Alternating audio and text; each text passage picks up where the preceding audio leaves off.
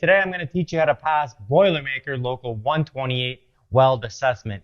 Now, some time ago, I did a 1-minute video showing this thing and what it looked like. I got tons of attention, tons of people wanted to see how I did this thing step by step, and that's what we're going to do right now.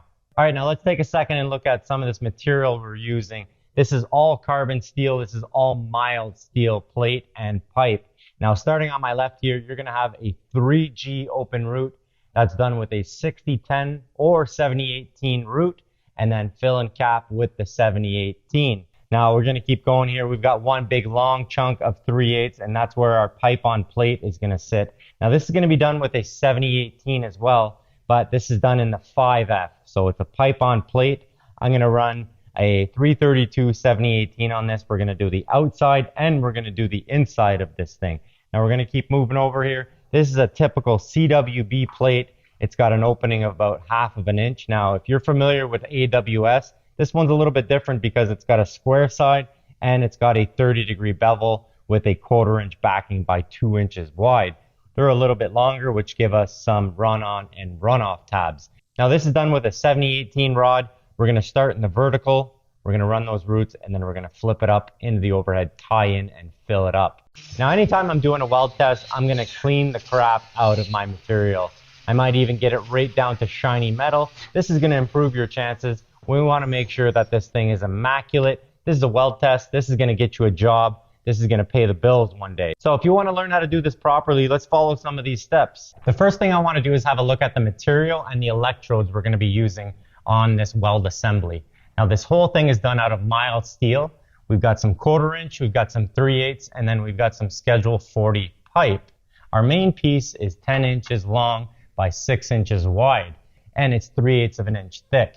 Now, this is going to connect to both your groove welds, one with a backing and one that is an open root. Now, your next two pieces are 3/8 of an inch thick, 6 inches wide by 3 inches long. One has a 30-degree bevel, and the other one has a 90.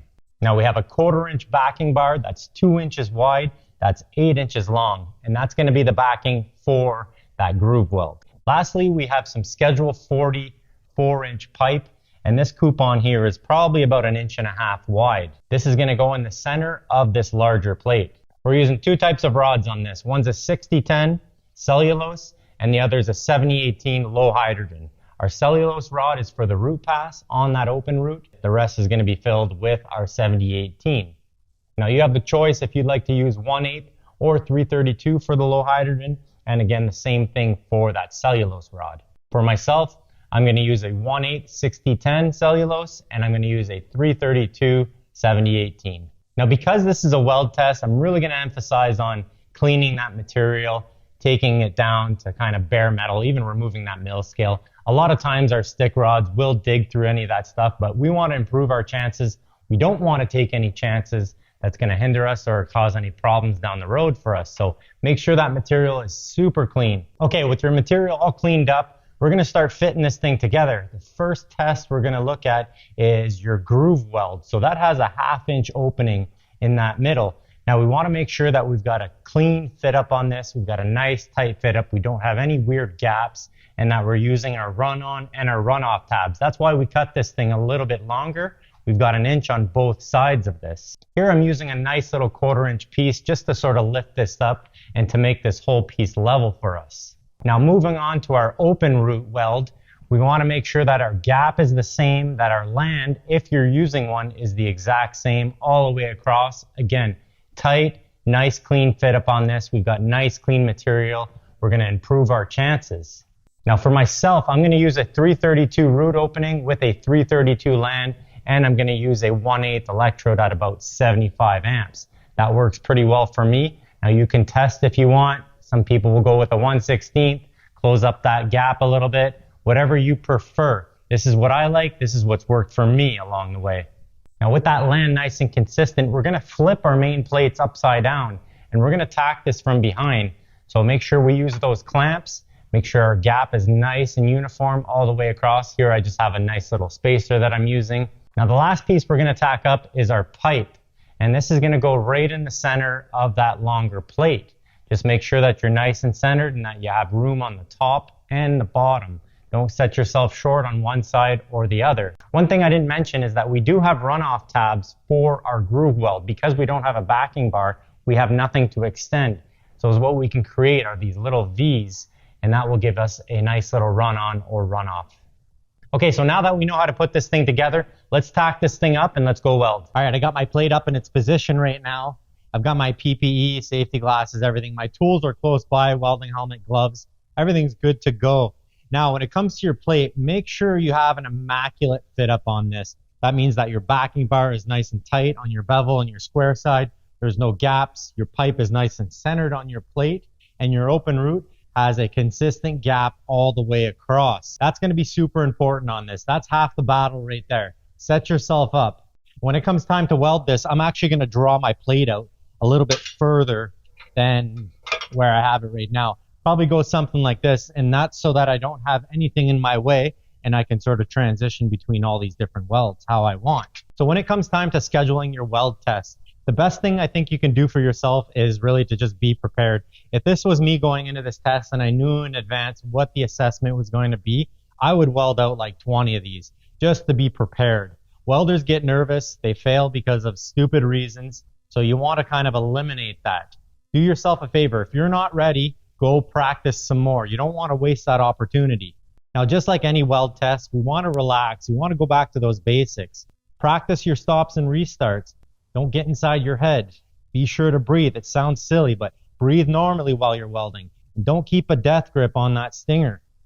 Now, you're going to want to plan your welds. You want to sequence this. For myself, I'm going to do all my 3G and my 5F, and then I'm going to flip it up into the overhead, and I'm going to finish that off.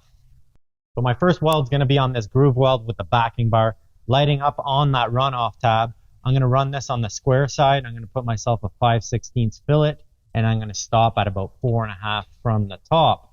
Now my next weld is going to stop about 1.5 inches from the bottom, and I'm going to weave that, and I'm going to wash into that fillet weld. And then once I get to here, I'm going to stop.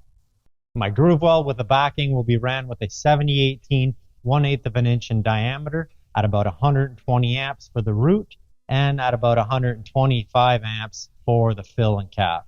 Once those two root passes are done in the vertical up to the stops, we're going to flip this up in the overhead and we're going to finish that off. We're going to fill and we're going to cap it. Once it comes time to do this 3G open root, I'm going to be using a 6010 cellulose, 1/8 of an inch in diameter, and I'm going to be welding this at about 80 to 85 amps. I'm going to run that straight up. Once complete, I'm going to fill and cap with a 332 70/18, and I'm going to be running this at about 90 amps. Finally, I'm going to finish off by doing this 5F, starting at the bottom and working my way up in the vertical up position with a 332 70/18 at about 90 amps. I'm going to do the exact same thing on the inside of this pipe. All right, we're going to get right into it. With my welder set to 120 amps and with that 1/8 70/18, I'm lighting up on that runoff tab.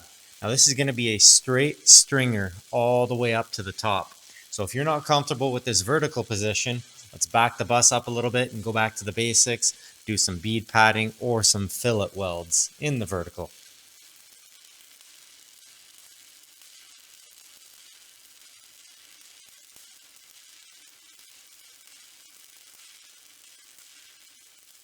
Once I get close to my indicator, I'll get ready to break the arc quick.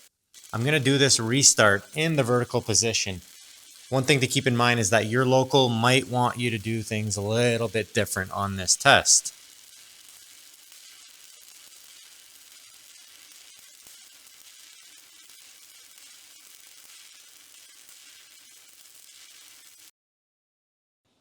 All right, nice and clean. I don't see anything wrong with this weld. Got rid of all that slag. Got her nice and shiny. Now we're going to do that second weld. We're doing a small weave, washing up into that fillet side on the square member. Remember, this is a typical CWB check test. I'm going fast across the middle and pausing on those sides. Once again, when I get to my indicator, I'm going to stop quickly.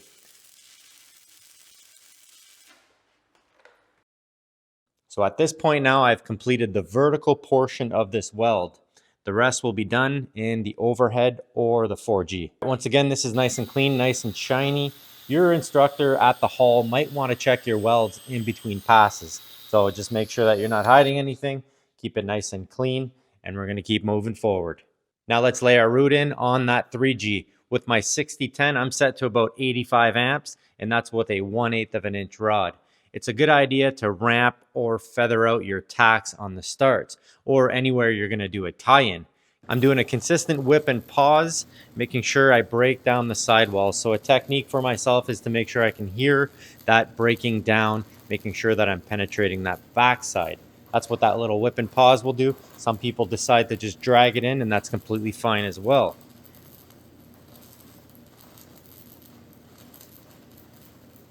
When it's time to tie in or do the restart, I like to light up ahead a little bit, warm up that tie-in or that tack area. Once I get to the keyhole, I'll drop down, hold for a second, and then continue on.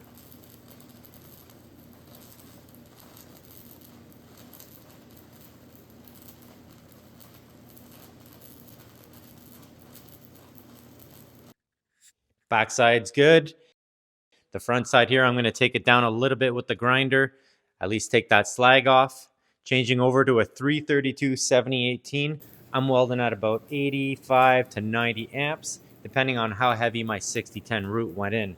If I've got a little bit more meat on there, a little bit more reinforcement, I'm going to turn up the heat a little bit. We want to use as much heat as we can handle. That's the important part here.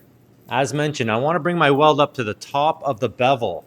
Let's make sure we don't burn away your edges. The edges will act as your guide for whenever we decide to cap. Once again, we're looking good. We're cleaning it up nice. Let's perform that cap. We're performing that herringbone weave, and it's almost like a zigzag, making our way up to the top. The important thing here is to bite those edges of the bevel enough to not leave any undercut or any underfill. If we can make it to the top without stopping, great. If not, we perform the tie-in. So this will be the downside of using a 332 over a 1/8 electrode. I believe a 1/8 will make it to the top in one pass, not so much with that 332. We're examining that final product here. A good rule of thumb is to be about a dime high and a dime wide for this type of thickness. Moving on to the 5F, this is an easy single pass fillet weld about 5/16 in size. I like to do a little side-to-side motion. I'm going to use a 332 again at about 90 amps. However, you could easily use a 1/8 rod. Watch how I remain square to the pipe the whole time. Don't let your angle get away on you. Once you turn your wrist instead of your body, it's going to get a lot easier. I completed this one in 4 to 5 electrodes. Once we're done, we're going to clean up that outside, and we're going to do the exact same thing to the inside of that pipe.